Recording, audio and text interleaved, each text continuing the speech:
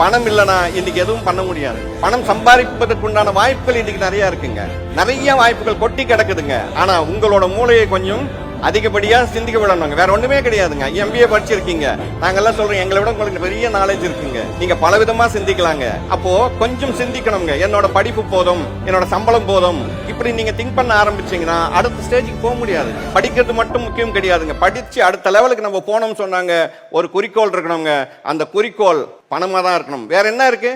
IAS படிச்சுட்டு என்ன பண்ண போறார்? IPS படிச்சுட்டு என்ன பண்ண போறார்? எல்லாம் யோசித்து பாருங்க. அப்ப எல்லாமே பணத்தை நோக்கி தான். இன்னைக்கு எந்த IAS ஆபீசர் வந்துங்க ரிசைன் பண்ணாருன்னா அடுத்த மாசத்துல இருந்து அவர் கஷ்டப்படுவார். எல்லா அரசாங்க அதிகாரியா இருந்தாலும் சரிங்க, பிரைவேட் கம்பெனில ஒர்க் பண்றவங்களா இருந்தாலும் சரிங்க, ரிசைன் பண்ண முடியுமா? வேலையில அழுத்தம் இருக்குன்ட்டுங்க அடுத்த மாசம் சம்பளம் வேணுங்க.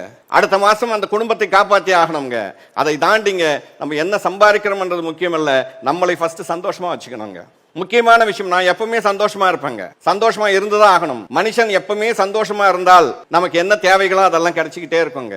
சந்தோஷம்ன்றது ரொம்ப முக்கியமான விஷயம். இந்த சந்தோஷத்தை வந்துங்க உங்களுக்கு வேற யாருமே கொடுக்க முடியாது. சந்தோஷத்தையும் அமைதியும் உலகத்தில் நீங்க எங்க போனாலும் யாரும் உங்களுக்கு கொடுக்க முடியாது. நீங்க எத்தனை தியானத்துக்கு போங்க, நீங்க அமைதியா இருக்கணும்னு நினைக்கிற வரைக்கும் உங்களுக்கு யாரும் அமைதிப்படுத்த முடியாது. உங்களுக்கு சொல்லி கொடுக்குறவரே அமைதியா இருக்காருன்னு உங்களுக்கு என்ன தெரியும்? தெரியாது.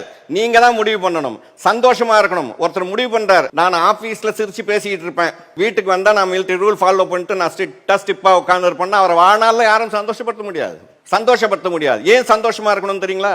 நீங்க சந்தோஷமா இருந்தீங்கன்னா நீங்க எடுக்கிற முடிவுகள் எல்லாம் ரொம்ப சரியா இருக்குங்க. நீங்க சோகத்தில் இருக்கும்போது எடுக்கிற முடிவுகள் தவறாவதுக்கு வாய்ப்பு இருக்குங்க. அப்ப சந்தோஷத்தை உருவாக்குறது யாரு? நம்ம தாங்க. அந்த சந்தோஷம் எங்க உருவாகும் தெரியுங்களா? நீங்க வாங்குற பணத்தை கரெக்டா சேமிச்சு உங்க கையில எப்பவுமே ஒரு பண நடமாட்டம் இருந்துகிட்டே இருந்தால் உங்களுக்கு அந்த சந்தோஷம் தானா வரும்.